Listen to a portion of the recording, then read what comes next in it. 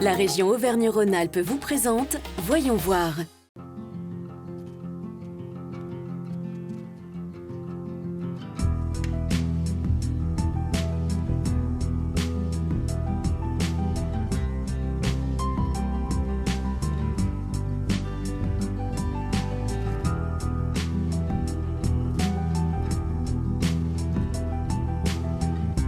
Bienvenue dans ce nouveau numéro de Voyons voir consacré au site UNESCO. En effet, notre région dispose d'un patrimoine naturel remarquable reconnu à l'international.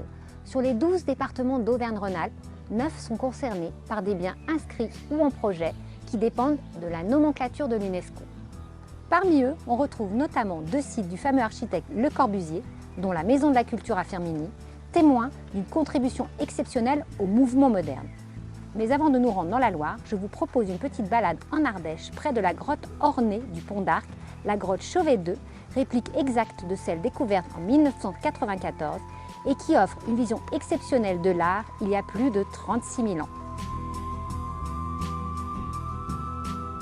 Valérie Mollès, bonjour. Bonjour Catherine. Merci de nous accueillir ici, en plein cœur de l'Ardèche, à la grotte Chauvet II, qui est la réplique de la grotte Chauvet, Oui. classée au patrimoine mondial de l'UNESCO. Est-ce que vous pouvez nous expliquer un petit peu comment vous avez obtenu cette inscription ? Alors la grotte Chauvet a été découverte en 1994 et tout de suite, comme c'est une grotte ornée datant du Paléolithique et qu'à l'intérieur il y a des peintures de 36 000 ans, effectivement il y a eu un élan général pour faire en sorte que cette cavité soit inscrite à l'UNESCO. Et pour être inscrit à l'UNESCO, eh bien, effectivement, ça reconnaît la valeur universelle du bien.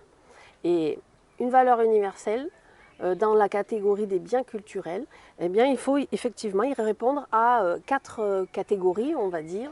Il faut qu'il y ait l'intégrité du bien qui soit constamment maintenue.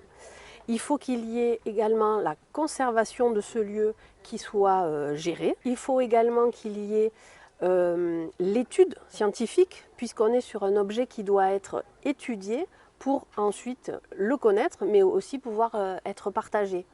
Et là, effectivement, on est sur un peu la 4e catégorie qui était compliquée, puisque je viens de dire que c'est un site où, à l'unanimité, les instances publiques étaient d'accord sur le fait qu'il fallait la laisser fermer pour la conserver. Donc une réplique, elle est là aussi justement pour être à la disposition de tous, et c'est ce qui est fait aujourd'hui sur le site de la grotte Chauvet II. Pour cette inscription, vous avez été accompagné par quelles institutions ? Alors l'inscription à l'UNESCO, lorsqu'on décide de préparer le dossier, là en l'occurrence c'est un syndicat mixte qui a conçu le projet, donc avec le Conseil général de l'Ardèche et la région Rhône-Alpes-Auvergne désormais, qui se sont constitués en syndicat mixte, qui sont allés chercher l'État, des fonds européens pour travailler pour concevoir le projet. Un vrai projet de territoire aussi, on est devenu un site de destination et les gens viennent du monde entier pour voir Chauvet. Et si on en revient à cette première grotte, la vraie grotte Chauvet, qu'est-ce qu'elle nous dit de cette époque ? Est-ce qu'elle nous explique un petit peu la vie des gens à cette période ? Qu'est-ce qu'on peut trouver dedans ?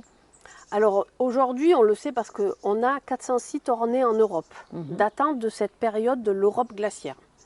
Donc au-delà des modes de vie, parce qu'on est sur des sites, sur des espaces souterrains, des grottes profondes qui ont été fréquentées pour y laisser quelque chose de particulier.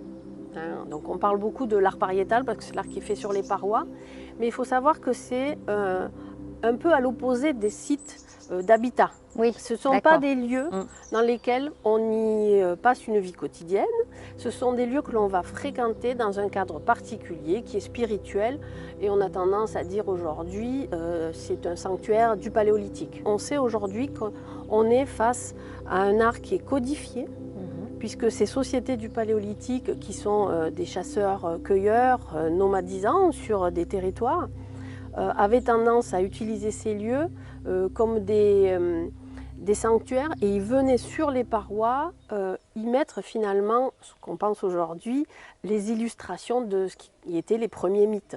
Quittons ce sanctuaire de la préhistoire pour une histoire bien plus contemporaine, celle de l'architecte Le Corbusier, qui a permis au site de la Maison de la Culture de Firminy d'être inscrite sur cette fameuse liste du patrimoine mondial de l'UNESCO. C'est à l'échelle de la planète, 7 pays, 3 continents, 17 sites que l'architecte Le Corbusier était labellisé Patrimoine mondial de l'humanité UNESCO en juillet 2016. Et parmi ces 17 sites, il y a la Maison de la Culture de Firminy, à 15 km de Saint-Étienne, qui révèle un ensemble Le Corbusier également unique en Europe, composé d'une église, un stade, une piscine, l'unité d'habitation et donc la Maison de la Culture époque Malraux. De quoi surprendre les visiteurs. Oui, ils sont souvent étonnés, ils s'attendent à voir un monument. Voilà, et en général, quand on est sur le site Le Corbusier, on a plusieurs monuments et en plus, on est dans un quartier qui s'inscrit dans cette architecture des années 50.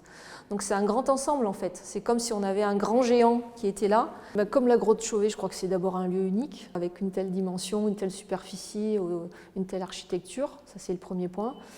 Deuxième point, des lieux qui sont toujours en usage. Beaucoup d'habitants ou d'Apelou pourraient le dire finalement. La différence d'autres sites UNESCO, c'est pas un site qui est muséifié. Eux, la Maison de la Culture, elle fait partie de leur quotidien. Donc après, ils en oublient parfois la dimension justement internationale parce qu'elle fait partie de leur vie. Ce qui fait aussi la valeur UNESCO, c'est la dimension de la relation qu'on a aussi avec ce patrimoine et la relation humaine qu'on a avec les gens qu'on accueille.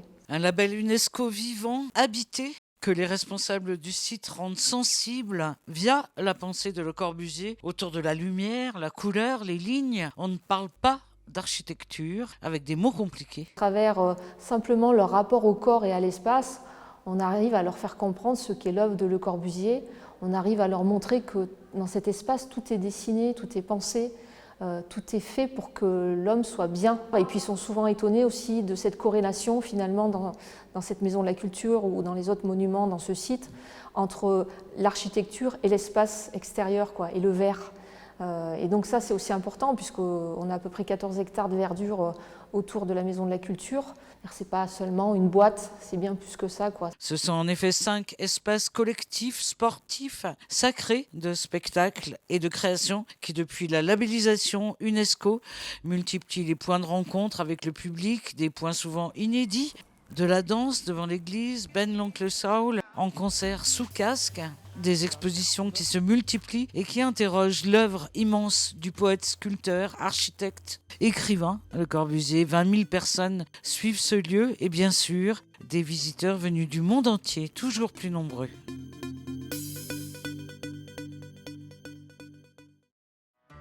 Retour dans la vallée de l'Ardèche sur le site de la grotte Chauvet 2.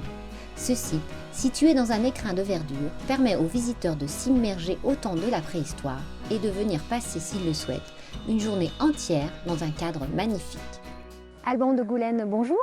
Bonjour. Alors vous êtes directeur de ce site. Est-ce que vous pouvez nous présenter les différents lieux qu'on peut trouver ici? Donc on est au milieu de la futaie méditerranéenne.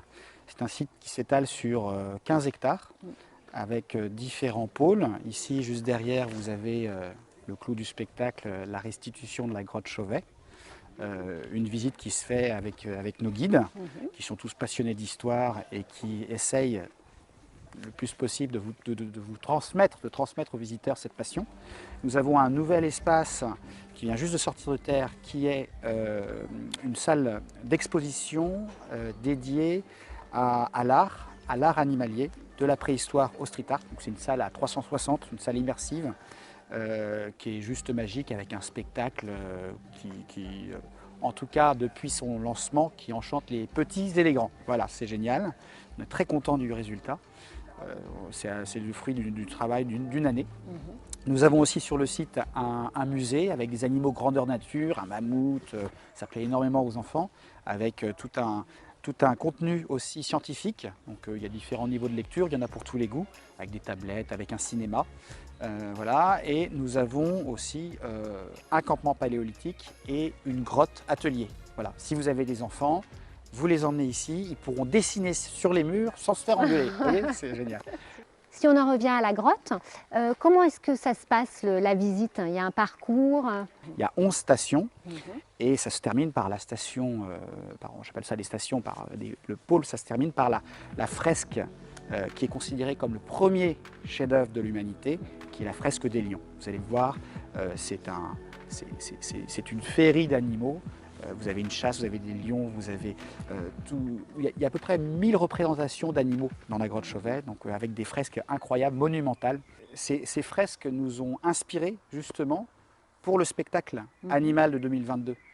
On a voulu parler de la préhistoire au street art parce que finalement les premiers graffeurs, les premiers taggeurs, c'était peut-être ces Aurignaciens il y a 36 000 ans. Il y a un petit peu un challenge de rendre ce site accessible à tout le monde et de donner envie en fait. Oui, à tout le monde, vous faites bien de le dire parce que c'est un site aussi qui est adapté aux handicapés, de plein pied. On a aussi 11 langues dans nos guides. Nos guides parlent plusieurs langues, tout le contenu est en plusieurs langues sur tout le site. Donc c'est vraiment l'objectif est de pouvoir transmettre au plus grand nombre de visiteurs. Voilà, et combien de visiteurs avez-vous par an 340 000 visiteurs par an. Et puis j'espère plus avec ce nouveau spectacle. On vous le souhaite alors pour cet Merci été. beaucoup. Ainsi, ces sites qui font référence à un ensemble de biens culturels et naturels sélectionnés par l'UNESCO, institution de l'ONU pour l'éducation, la science et la culture, concernent des biens d'une valeur exceptionnelle et universelle. L'objectif étant de préserver, de faire connaître et de transmettre cet héritage commun de l'humanité aux générations à venir. Un patrimoine à découvrir dans toute la France et notamment dans notre région.